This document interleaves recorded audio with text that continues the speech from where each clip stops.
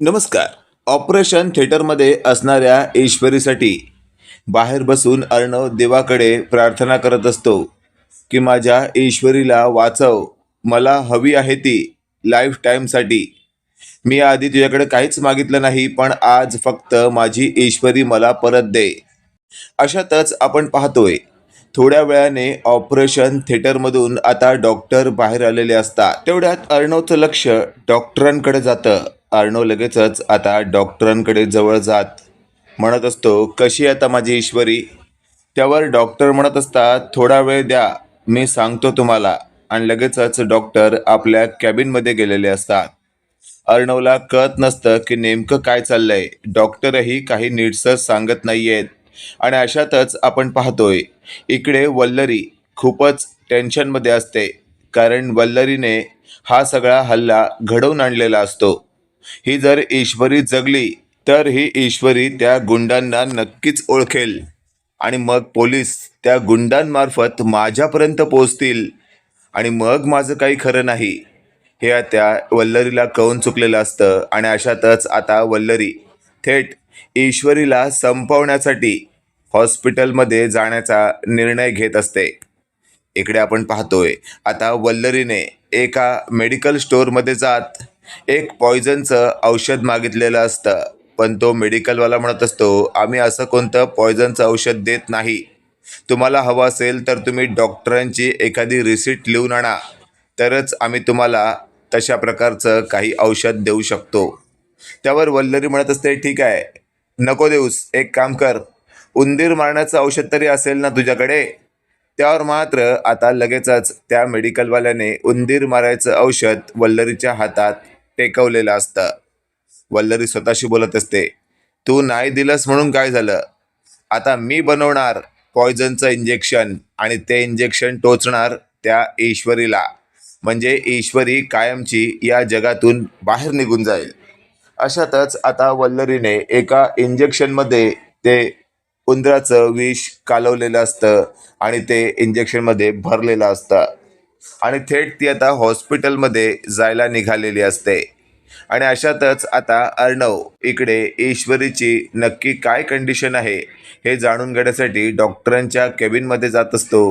पण तेवढ्यात डॉक्टर लगेचच आता ईश्वरी ज्या वॉर्डमध्ये असते तिथे जातात. आणि थोड्या वेळाने वल्लरी आता हॉस्पिटलमध्ये शिरलेली असते. आणि मग शेवटी अर्णवने न राहून समोरून येणाऱ्या डॉक्टरांना विचारलेलं असतं, डॉक्टर काय चाललंय तुमचं, मला काहीच का कळू देत नाही तुम्ही, कशी आहे माझी ईश्वरी आता. त्यावर डॉक्टर म्हणत असतात, अहो राजशिर्के, शांत व्हा, तुमची बायको आता आउट ऑफ डेंजर आहे, काळजीचं काही कारण नाहीये. हे वाक्य ऐकल्यावर अर्णवला खूपच बरं वाटतं. पण हे वाक्य जेव्हा वल्लरीच्या कानावर पडतं, वल्लरीच्या पायाखालची जमीन सरकते. वल्लरी स्वतःशी बोलते, अरे बापरे, ही ईश्वरी जर आउट ऑफ डेंजर असेल तर हे माझ्यासाठी खूप डेंजर आहे.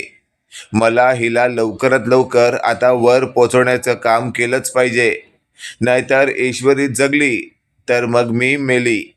अशातच आता वल्लरीने थेट अर्णवचा डोळा चुकवत ईश्वरी ज्या वॉर्डमध्ये असते त्या वॉर्डमध्ये एंट्री केलेली असते. त्या ठिकाणी ईश्वरीशिवाय इतर कोणीच नाहीये आणि हीच योग्य संधी आहे, याचा मला फायदा घेतलाच पाहिजे, असं म्हणत वल्लरी आता ईश्वरीच्या जवळ जाते. आणि ते पॉयझनचं औषध ज्या इंजेक्शनमध्ये भरलेलं असतं ते इंजेक्शन आता ती ईश्वरीला टोचणारच असते.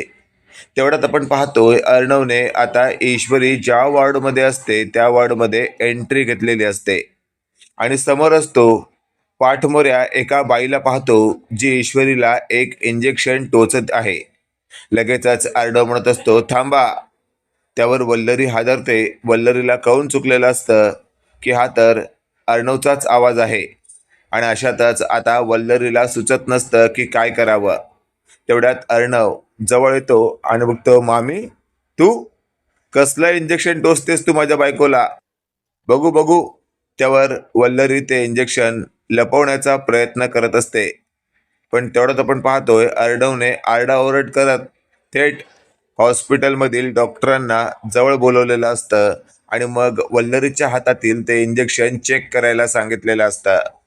डॉक्टरांनी ते इंजेक्शन चेक केल्यावर डॉक्टर म्हणत असतात, कोण आहे ही बाई आणि इथे कशी आली, आणि ही पॉयझनचं इंजेक्शन या तुमच्या बायकोला म्हणजेच ईश्वरीला का देत होती. त्यावर मात्र अर्णव लगेचच म्हणत असतो, मामी काय ऐकतोय मी हे, तू ईश्वरीला पॉयझनचं इंजेक्शन देत होतीस. आणि अशातच आता वल्लरी म्हणत असते, नाही अर्णव नाही, तुझा काहीतरी गैरसमज होतोय. मी ईश्वरीला पॉयझनचं इंजेक्शन का देईन, बहुतेक तू काही चुकीचं पाहिलं असशील. त्यावर अर्णव म्हणत असतो, मामी मी जर चुकीचं पाहिलं असेल ना, तर इथे असणाऱ्या CCTV फुटेजमध्ये तू नक्की कॅप्चर झाले असशील. बघ विचार कर, काय ते खरं उत्तर दे. जर खरंच तुझ्याकडनं सत्य वधून काढायचं असेल ना, तर मला पोलिसांना बोलवावं लागेल. बघ, नको तो पराक्रम करायला भाग पाडू नकोस. त्यावर मात्र आता थेट ईश्वरीच्या समोरच उभी असलेली वल्लरी लगेचच म्हणत असते, नाही अर्णव नाही, प्लीज तू तुझ्या मामीवर विश्वास ठेव. खरंच तुला असं वाटतं तुझी मामी जगावेगळी आहे. तेवढ्यात आपण पाहतोय आता डॉक्टर प्रशासन म्हणत असतं, अर्णव राजेशिर्के, आम्हाला आमच्या सगळ्या इब्रतीसाठी आता पोलिसांना बोलवावं लागेल. या बाईने आज जे काही केलं असतं ना, त्यामुळे आमच्या हॉस्पिटल प्रशासनाची अक्षरशः लाज गेली असती. पण वेळ राहता तुम्ही तिला अडवलं, नाहीतर खरंच पंचायत झाली असती. लगेचच आता डॉक्टर प्रशासन पोलिसांना फोन करत असतं. त्यावेळी अर्णव म्हणत असतो, थांबा, असं काही करू नका, मी बघतो, हे प्रकरण मी हाताळतो.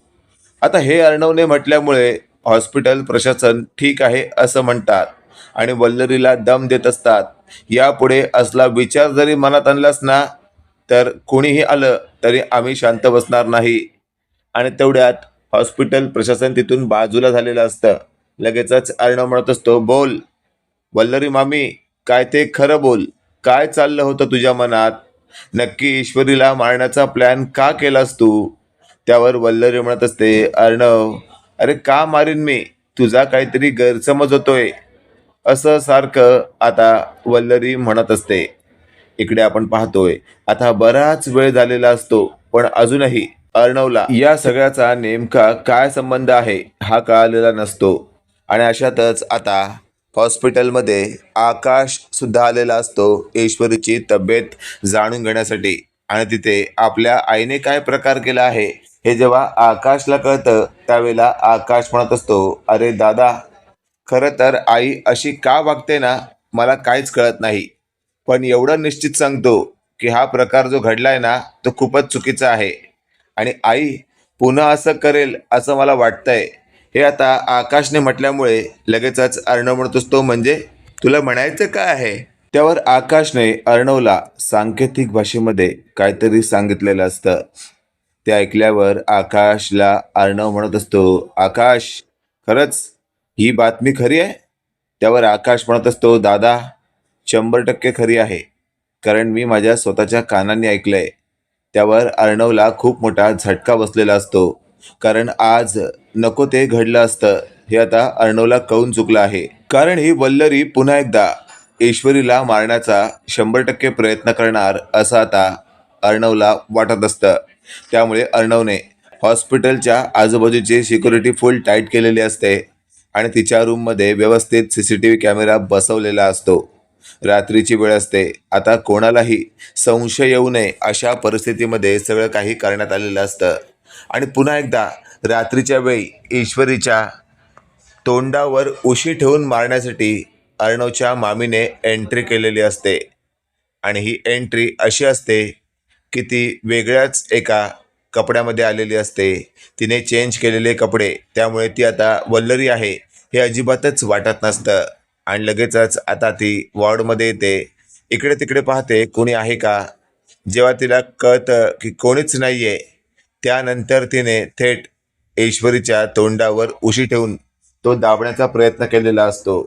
आणि त्यावेळेला ती सक्सेसही होते. ईश्वरी आता संपूर्णपणे गेली असा प्राथमिक अंदाज वल्लरीला आलेला असतो. आणि लगेचच आता वल्लरी स्वतःशी बोलत असते, चला आता तर ही ईश्वरी गेली, माझ्या मागचं टेन्शन गेलं, आता मात्र मी सुखाने जगायला मोकळे. आणि अशातच आपण पाहतोय आता तिथे अचानकपणे हॉस्पिटलमधील डॉक्टर, अर्णव, आकाश सगळेच येतात. त्यावेळेला वल्लरी लगेचच आता सगळ्यांना पाहून हादरते. अर्णव म्हणत असतो, काय मामी, माझ्या बायकोला मारण्यासाठी आज दिवसभरात तू दोनदा प्रयत्न केलास, पण तुला एक माहिती आहे का, तू माझ्या बायकोला मारू शकत नाही. हे वाक्य ऐकल्यावर आता अर्णवला थेट वल्लरी म्हणत असते, म्हणजे तुला म्हणायचं काय? त्यावर अर्णव म्हणत असतो, मी माझ्या बायकोला सेफ जागी ठेवली आहे. तू आता जिला उशी मारून दाबलीस ना, तिथे कोणच नाहीये बघ. आणि त्यावेळेला वल्लरीने ते कापड बाजूला केलेलं असतं, तर त्याच्या खाली विविध कपडे माणूस झोपतो या पद्धतीने लावलेले असतात. आता वल्लरी पूर्णपणे फसलेली असते, कारण अर्णवने डोकं वापरून या वल्लरीला अडकवलेलं असतं. अर्णवची स्ट्रॅटर्जी आता सक्सेसफुल झालेली असते. त्यामुळे आता वल्लरी तिथून स्वतःला वाचवण्यासाठी पळण्याचा प्रयत्न करत असते, पण दारात उभ्या असलेल्या आकाशने वल्लरीचा हात धरलेला असतो. वल्लरीला आकाश म्हणत असतो, काय गे आई, काय चालवलेस काय तू? तू ईश्वरी वहिनीला का मारायचा प्रयत्न करतेस? एक गोष्ट लक्षात ठेव, ईश्वरी वहिनीला मारायच्या आधी तुझं सत्य सगळ्यांसमोर येणार आणि पर्दाफाश होणार हे निश्चित. त्यावर वल्लरी म्हणत असते, आकाश माझा रस्ता सोड, जाऊ दे मला. त्यावर लगेचच आता समोर उभ्या असलेल्या ईश्वरीने अचानकपणे वल्लरीला म्हटलेलं असतं, मामी, मला दोनदा मारायचा प्रयत्न केलात. एकदा तर इंजेक्शन टोचून, तेही पॉयझनवालं. पण तेव्हा माझे अर्णव सर समोर होते म्हणून तुम्ही ते देऊ शकला नाहीत.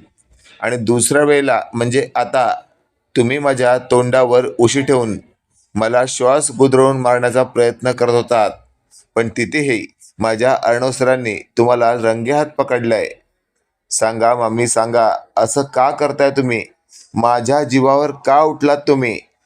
त्यावर या अर्णवच्या मामीकडे म्हणजेच वल्लरीकडे एकही उत्तर नसतं. आणि अशातच आता वल्लरी काहीच बोलत नाहीये, तर आपण हा सगळा प्रॉब्लेम इथेच शॉर्ट आऊट करूया, असं आता थेट अर्णवला ईश्वरी म्हणत असते. त्यावेळेला अर्णव म्हणत असतो, नाही हा नाही, अजिबात नाही, मला हे प्रकरण अजिबातच दाबून ठेवायचं नाहीये. तर या सगळ्या प्रकरणामागे नेमकं कोण आहे हे मला जाणून घ्यायचं आहे. त्यासाठी मला काहीही करावं लागलं तरी मी करणार.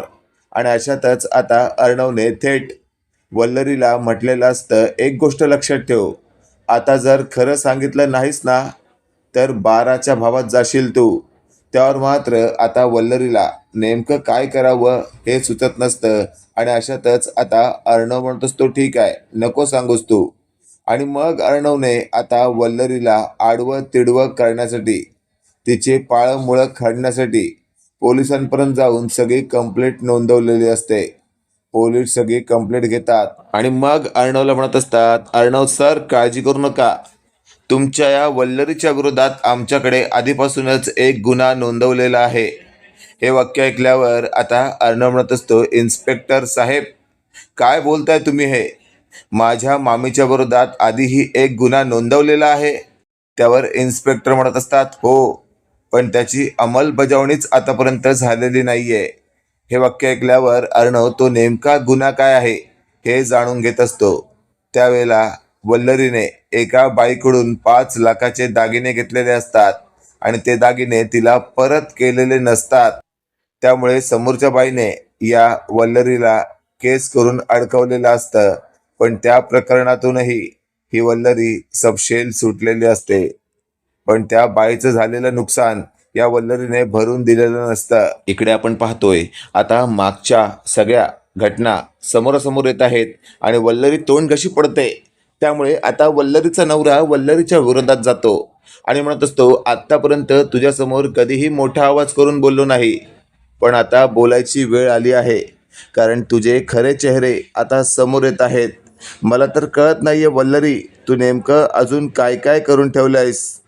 आज पहिल्यांदाच वल्लरीचा नवरा वल्लरीला थोडं जास्त बोलत असतो आणि याचं खूपच आता टेन्शन वल्लरीच्या डोक्याने घेतलेलं असतं. आणि अशातच आता वल्लरी म्हणत असते, मला हलक्यात घेऊन उगाचच मला त्रास देण्याचा प्रयत्न करू नका. लक्षात ठेवा, आत्ता जरी मी पोलीस स्टेशनमध्ये जाऊन तुरुंगात राहिले, पण तिथून परत येणारच आहे मी. आणि जर मी परत आले तर तुमची काशी करून ठेवीन. हे वाक्य ऐकल्यावर मात्र आता वल्लरीला खात्री झालेली असते की आपण आता काहीही करू शकतो. तेवढ्यात अर्णवचा मामा म्हणत असतो, जा जा, निदान 6 महिनेच तरी आत गेलीस ना, तरी तू हुशार होशील.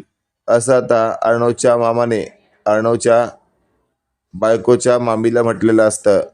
अशातच आपण पाहतोय आता वल्लरीला थेट ईश्वरी समोरासमोर भिडून असं म्हणत असते, मामी, मला मारण्याचा प्रयत्न करताव ना, पण लक्षात ठेवा, मी तुमच्यासाठी एक वेगळीच आता ट्रिक खेळणार आहे, ज्याचं गणितच तुम्हाला उभ्या आडव्या आयुष्यात कधीच कळणार नाही. मित्रांनो, तुम्हाला काय वाटतंय, खरंच या मालिकेमध्ये आता काही वेगळं घडायला पाहिजे का? कमेंट करून नक्की कळवा आणि असेच नवनवीन अपडेट पाहण्यासाठी व्हिडिओला लाईक आणि चॅनलला नक्की सबस्क्राईब करा. धन्यवाद.